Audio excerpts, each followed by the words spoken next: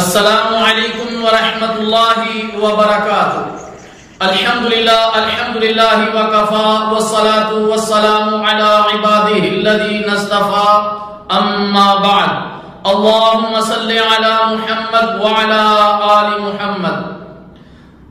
سامعین کرام، آج سے ہم دروس رمضانیہ یعنی رمضان المبارک کے دروس کا سلسلہ شروع کر رہے ہیں۔ اللہ تعالیٰ جل شانہ سے دعا ہے کہ اللہ تعالیٰ ان دروس کو ہم سب کے لیے نافع اور باعث اجر بنائے۔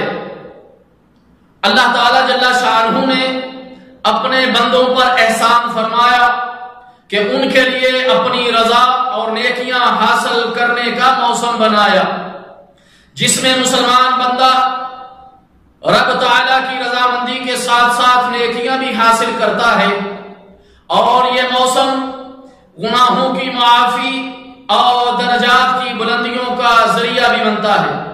مومنوں کے دل رب کائنات کی طرف متوجہ ہوتے ہیں۔ جو مومن اس موسم سے فائدہ اٹھا کر اپنے نفس کو پاک کرتا ہے وہ کامیابیوں سے ہمکنار ہو جاتا ہے، اور جو اسے ضائع کرتا ہے وہ ناکام و نامراد ہو جاتا ہے۔ اللہ تعالیٰ جل شانہ نے ارشاد فرمایا، وَمَا خَلَقْتُ الْجِنَّ وَالْإِنسَ إِلَّا لِيَعْبُدُونِ، میں نے جنوں اور انسانوں کو محض اس لیے پیدا کیا کہ وہ صرف میری ہی عبادت کریں۔ انہی عبادات میں سے روزہ ایک بہت عظیم عبادت ہے جسے اللہ تعالیٰ جل شانہ نے اپنے بندوں پر فرض فرمایا۔ اللہ تعالیٰ جل شانہ کا فرمان ہے، یا ایھا الذین آمنوا کتب علیکم الصیام کما کتب علی الذین من قبلکم لعلکم تتقون، اے ایمان والو تم پر روزے فرض کیے گئے جیسا کہ تم سے پہلے لوگوں پر فرض کیے گئے تاکہ تم تقوی اختیار کرو۔ چونکہ اس عبادت یعنی روزہ کی شان بڑی عظیم ہے، اس لیے اس کے فضائل و اعمال اور احکام وغیرہ کا سیکھنا نہایت ہی ضروری ہے۔ ہم انشاءاللہ تعالی اگلے دروس کے اندر رمضان مبارک کے احکام و مسائل اور فضائل انشاءاللہ تعالی آپ حضرات کے سامنے بیان کرتے رہیں گے۔ رمضان کے چاند کے بارے میں، رمضان مبارک کا چاند دیکھ کر روزہ رکھنا چاہیے۔ اسلامی مہینہ کبھی 29 دن کا ہوتا ہے تو کبھی 30 دن کا۔ شعبان المعظم کی 29 تاریخ کو اگر مطلع آلود ہو تو شعبان کے 30 دن پورے کر لیے جائیں۔ اگر شعبان کی آخری تاریخ اور رمضان مبارک کی 1 تاریخ میں شک ہو تو روزہ نہ رکھیں، بلکہ شعبان کے 30 دن پورے شمار کر کے اس شک کا ازالہ کر لیا جائے، کیونکہ اسلامی مہینہ 30 دن سے زائد کا نہیں ہوتا۔ سیدنا ابی ہریرہ رضی اللہ تعالی عنہ سے مروی ہے کہ اللہ کے رسول صلی اللہ علیہ وسلم نے ارشاد فرمایا، صوموا لرؤیتہ وافطروا لرؤیتہ فإن غم علیکم فأکملوا شعبان 30۔ صحیح بخاری، چاند دیکھ کر روزہ رکھو اور چاند دیکھ کر ہی افطار کرو۔ اگر تم پر مطلع آلود ہو تو شعبان کے 30 دن پورے کر لیا کرو۔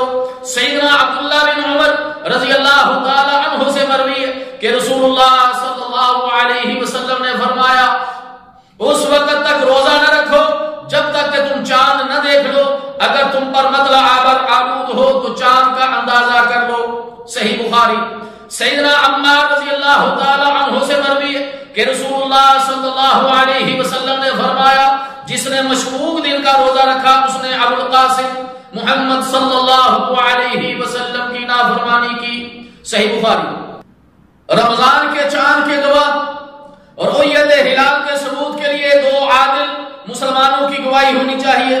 رسول اللہ صلی اللہ علیہ وسلم نے فرمایا، چاند دیکھ کر روزہ رکھو اور اسے دیکھ کر ہی افطار کرو اور اسی کی بنا پر قربانی کرو۔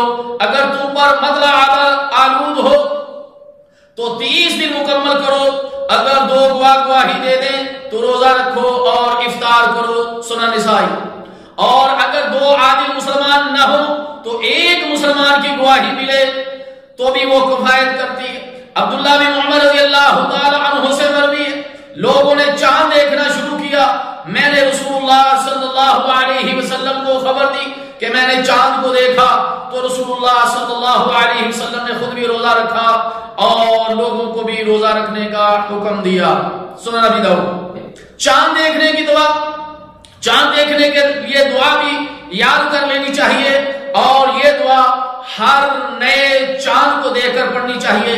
سیدنا طلحہ بن عبید اللہ رضی اللہ تعالی عنہ سے مروی ہے، رسول اللہ صلی اللہ علیہ وسلم نے جب نیا چاند دیکھا تو اللہ کے رسول صلی اللہ علیہ وسلم نے فرمایا اللہم اہلہ علینا بالیمن والایمان والسلامت والاسلام ربی وربک اللہ۔ سنن ترمذی، اے اللہ یہ چاند ہم پر امن و ایمان اور سلامتی و اسلام کے ساتھ نکال، اے چاند میرا اور تیرا رب اللہ ہے۔ اللہ تعالیٰ جل شانہ سے دعا ہے کہ اللہ تعالیٰ ہمیں اس بابرکت اور رحمتوں والے مہینے میں اللہ تعالیٰ جل شانہ کی رحمتوں کو لوٹنے کی توفیق عطا فرمائے۔ یہ بخشش کا مہینہ ہے، اللہ تعالیٰ جل شانہ ہمیں زیادہ سے زیادہ اپنے گناہوں کی بخشش مانگنے کی توفیق عطا فرمائے۔ باقی انشاءاللہ تعالی رمضان مبارک کے بارے میں بہت سارے دروس انشاءاللہ آپ کے سامنے روزانہ روٹین کے مطابق بیان کیے جائیں گے۔ اللہ تعالیٰ جل شانہ سے دعا ہے کہ اللہ تعالیٰ ہمیں سمجھنے کی، عمل کرنے کی توفیق عطا فرمائے۔ والسلام علیکم ورحمۃ اللہ وبرکاتہ۔